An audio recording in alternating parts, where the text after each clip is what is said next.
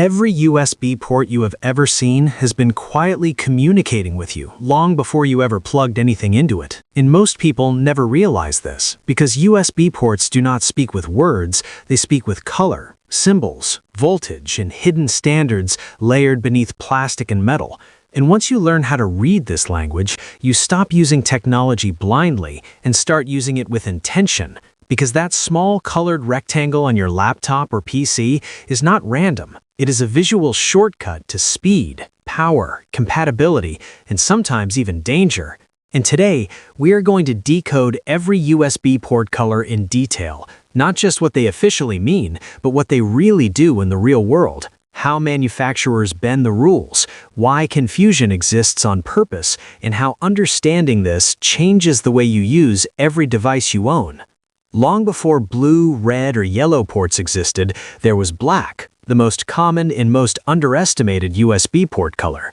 Black USB ports almost always indicate USB 2.0, a standard that dominated computing for years and still survives today because of its stability and universality.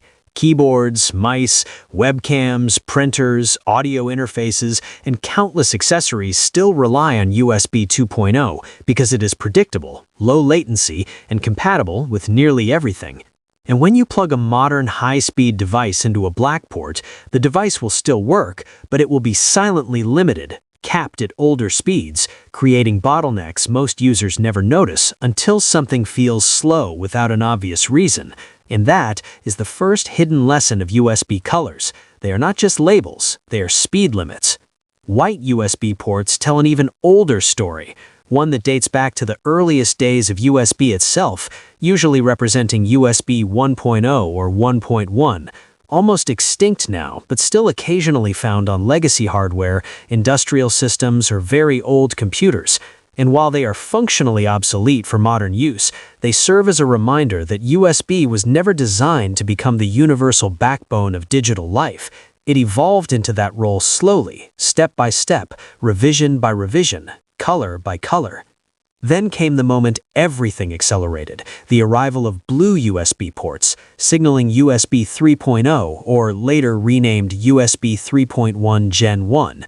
And this renaming alone explains a huge part of the confusion people feel today, because the same port, the same speed, suddenly had multiple names, and the color blue became the visual anchor for high-speed USB, offering transfer rates up to 10 times faster than USB 2.0, transforming external hard drives, flash storage, cameras, and backup workflows. But blue does not always mean the same thing everywhere, because manufacturers are allowed flexibility, which means some blue ports support additional features, while others do not. And this is where color stops being a rule and becomes a hint.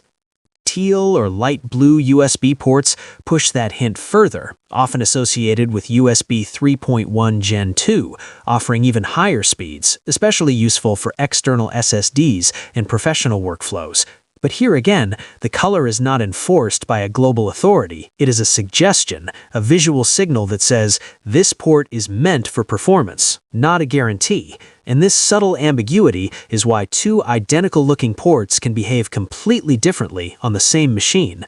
Red USB ports add another layer to the language, because red rarely means speed alone. It usually means power, specifically always-on power. Ports designed to continue delivering electricity even when the computer is asleep or shut down. And this makes them ideal for charging phones, tablets, headsets, controllers, and other accessories, turning your PC into a charging hub.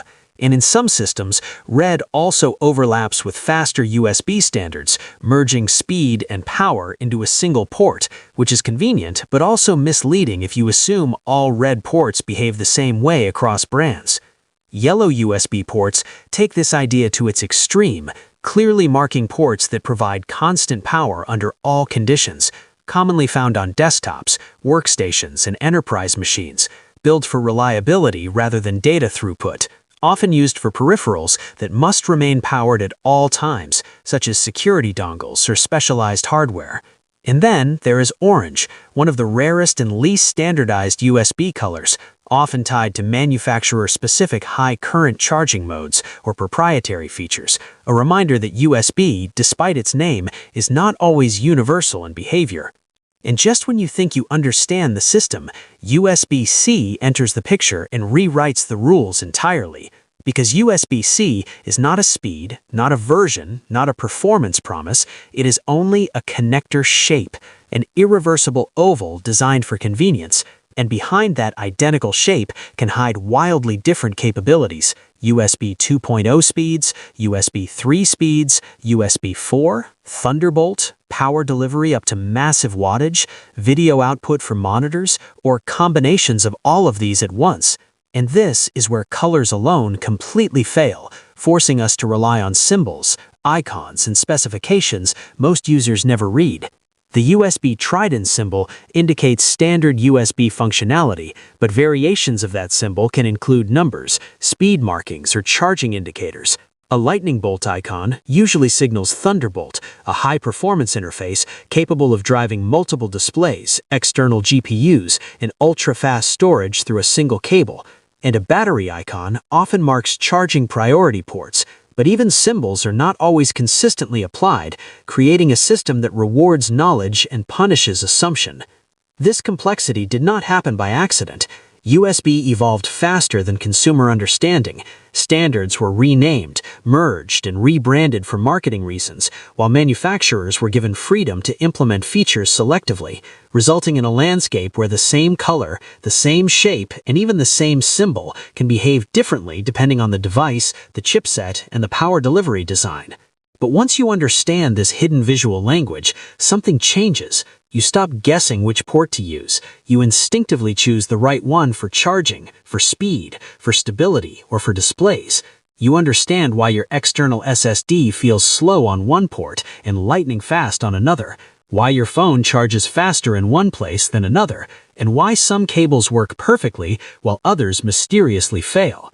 And this knowledge quietly upgrades your entire digital experience without you buying anything new. This is why USB port colors are not just cosmetic design choices, they are compressed information, clues left behind by engineers to guide users who know how to look. And if this explanation made you pause and look differently at the ports around you, then you are already seeing technology the way it was meant to be seen, not as magic, but as a system of decisions, compromises, and hidden signals. And the more you learn to read those signals, the more control you gain over the machines you use every day.